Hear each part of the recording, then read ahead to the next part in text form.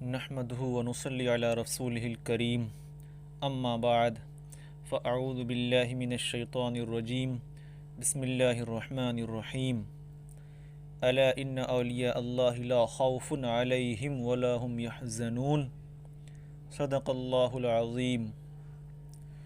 حضرات گرامی، کچھ عرض کرنے سے پہلے بہتر اور مناسب ہے کہ ہم اور آپ اپنے آقا و مولا حضور سید عالم صلی اللہ تعالی علیہ وسلم کی بارگاہ میں درود پاک پڑھیں۔ اللہم صلی علی سیدنا و مولانا محمد معدن الجود والکرم و آلہ و بارک وسلم۔ حضرات گرامی، اعلیٰ حضرت عظیم البرکت رضی اللہ تعالی عنہ کے چھوٹے بھائی حضرت علامہ حسن رضا خان صاحب رحمۃ اللہ تعالی علیہ خواجہ ہند کی شان میں فرماتے ہیں: خواجہ ہند وہ دربار ہے اعلیٰ تیرا، خواجہ ہند وہ دربار ہے اعلیٰ تیرا، کبھی محروم نہیں مانگنے والا تیرا، کبھی محروم نہیں مانگنے والا تیرا۔ اور فرماتے ہیں: تجھ کو بغداد سے حاصل ہوئی وہ شان رفیع، تجھ کو بغداد سے حاصل ہوئی وہ شان رفیع، دنگ رہ جاتے ہیں سب دیکھ کے رتبہ تیرا، دنگ رہ جاتے ہیں سب دیکھ کے رتبہ تیرا۔ برادران اسلام، جس آیت کریمہ کی تلاوت کا میں نے شرف حاصل کیا ہے اس کا ترجمہ ہے: سن لو بے شک اللہ کے ولیوں پر نہ کچھ خوف ہے نہ کچھ غم۔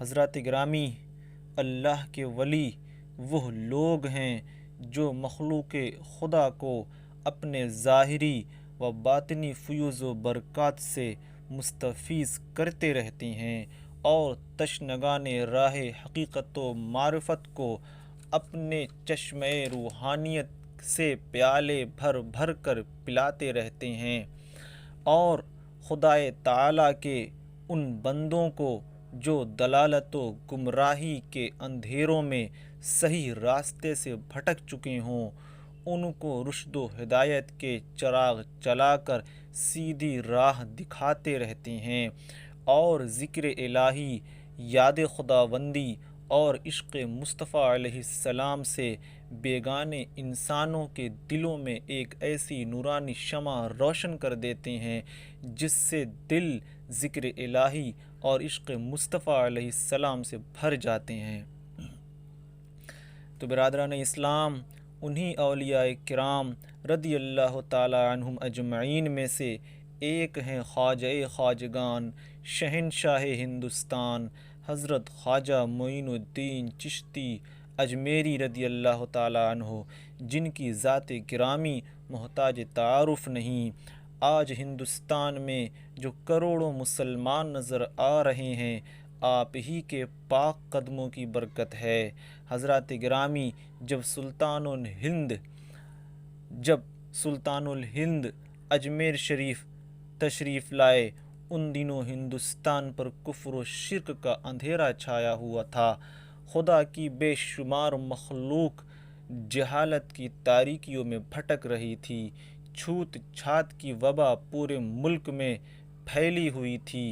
اسی عالم میں خواجہ غریب نواز، پتھروں کی مورتیوں کی پوجا کرنے والے، ان کے لیے سر جھکانے والوں کو ایک معبود حقیقی کی عبادت کرانے اور ایک معبود حقیقی کے لیے جھکانے آئے، اور رات دن ناپاک ناموں کے جپنے والوں کو مصطفیٰ جان رحمت کی رحمت دلانے آئے، اور اس شان سے آئے کہ نہ کوئی فوج تھی اور نہ کوئی لشکر، نہ کوئی تلوار تھی اور نہ کوئی خنجر، اور نہ کوئی قوت تھی اور نہ کوئی طاقت، بس تھی تو دل میں شمع توحید کی روشنی تھی اور آنکھوں میں نور مصطفیٰ صلی اللہ علیہ وسلم کے جلوے۔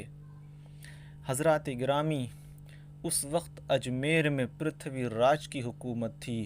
پرتھوی راج نے کہا: او فقیر، تو یہاں کیوں آیا ہے؟ خواجہ اجمیری نے جواب دیا، میں کفرستان ہند میں اسلام کا ڈنکا بجانے آیا ہوں اور پتھروں کے آگے جھکنے والوں کو ایک خدا کے آگے جھکانے آیا ہوں۔ پرتھوی راج نے کہا کہ یہاں سے نکل جاؤ۔ آپ نے فرمایا کہ میرا تو یہاں سے نکلنے کا سوال ہی پیدا نہیں ہوتا، میں تو یہاں کے لوگوں کو چھوت چھات سے نکالنے آیا ہوں، رحمت عالم صلی اللہ تعالی علیہ وسلم کی رحمت دلانے آیا ہوں۔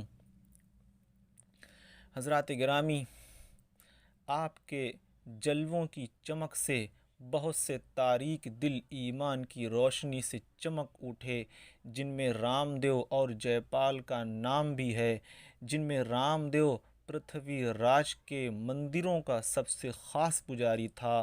پرتھوی راج کو یہ یقین تھا کہ میرا یہ راج پاٹ سب کچھ اسی کا مرہون منت ہے۔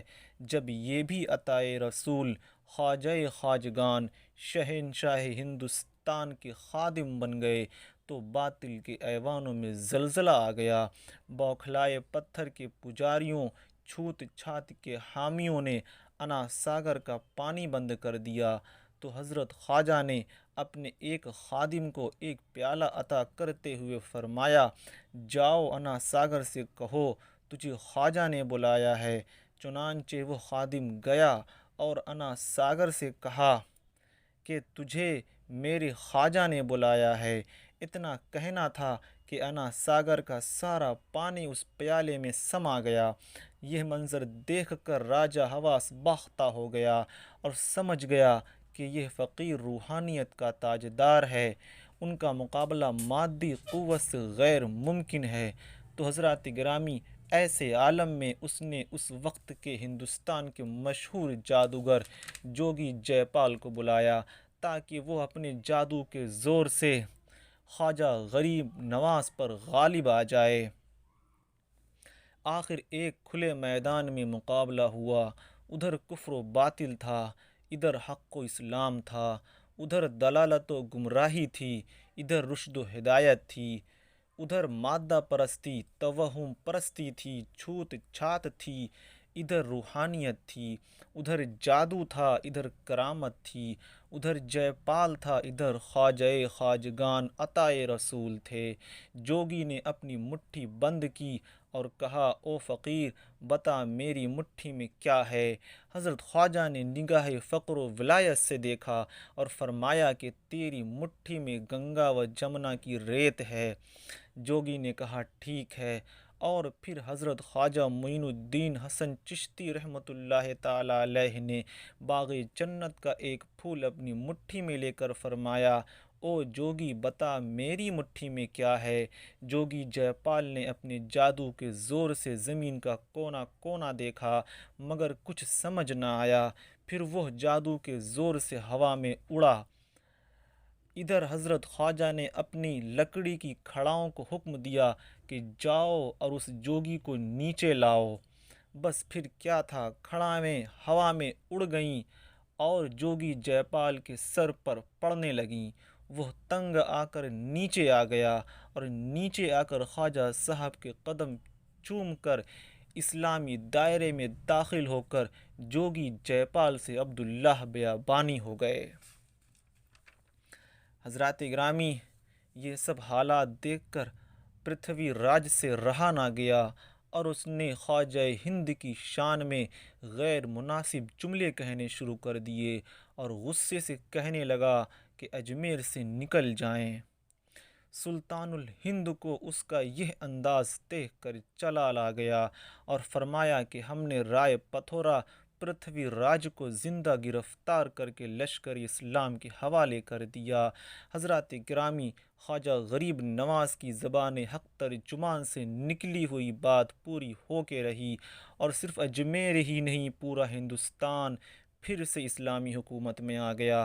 لوگ دیش کے کونے کونے سے دیش کے راجہ مہاراجہ میرے خواجہ سے فیض لینے آنے لگے اور اپنے دلوں کو ایمان کی روشنی سے جگمگانے لگے۔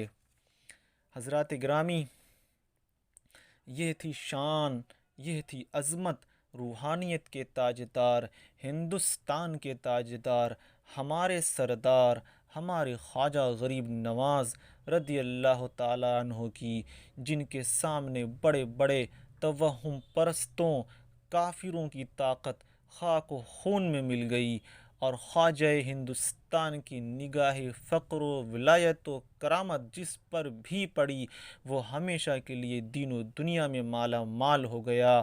کوئی جادوگر سے اسلام کی لازوال قوتوں کا مالک بن گیا، کوئی مندر کے پجاری سے اسلام کی روحانی قوتوں کا حقدار بن گیا، کسی کو آپ نے ہندوستان کی بادشاہی عطا کی اور کسی کو کچھ اور نعمتوں سے مالا مال کرتے رہتے ہیں۔ کوئی اندازہ کر سکتا ہے ان کے زور بازو کا، کوئی اندازہ کر سکتا ہے ان کے زور بازو کا، نگاہ مرد مومن سے بدل جاتی ہیں تقدیریں، نگاہ مرد مومن سے بدل جاتی ہیں تقدیریں۔ حضرات گرامی، سلطان شمس الدین التمش کو آپ نے اس کے کم سنی میں ہی اس کے ہندوستان کا بادشاہ بننے کی خوشخبری سنا دی تھی۔ یہ آگے چل کر ایک ایسے نیک سیرت بادشاہ بنے کہ انہوں نے اپنی شاندار حکومت اور نکوکاری سے غیروں کو بھی تعریف و توصیف کرنے پر مجبور کر دیا۔ تو برادران اسلام، سرکار خواجہ غریب نواز رضی اللہ تعالی عنہ کی ذات بابرکات سے سبھی کو فیض ملتا رہتا ہے۔ وقت کا حاکم ہو یا کوئی بھی پریشان حال، اپنا ہو یا غیر، سب کے سب آپ کی بارگاہ میں حاضر ہو کر منہ مانگی مرادیں لے کر جاتے ہیں، کیونکہ سب کے سب رعایا ہیں سرکار خواجہ غریب نواز سلطان الہند کی، اور ملک کے شہری ملک کی رعایا اپنے بادشاہ سے نہیں مانگے گی تو کس سے مانگے گی؟ اللہ تعالی تمام مسلمانوں کو فیضان خواجہ غریب نواز رضی اللہ تعالیٰ عنہ سے مالا مال فرمائے۔ السلام علیکم۔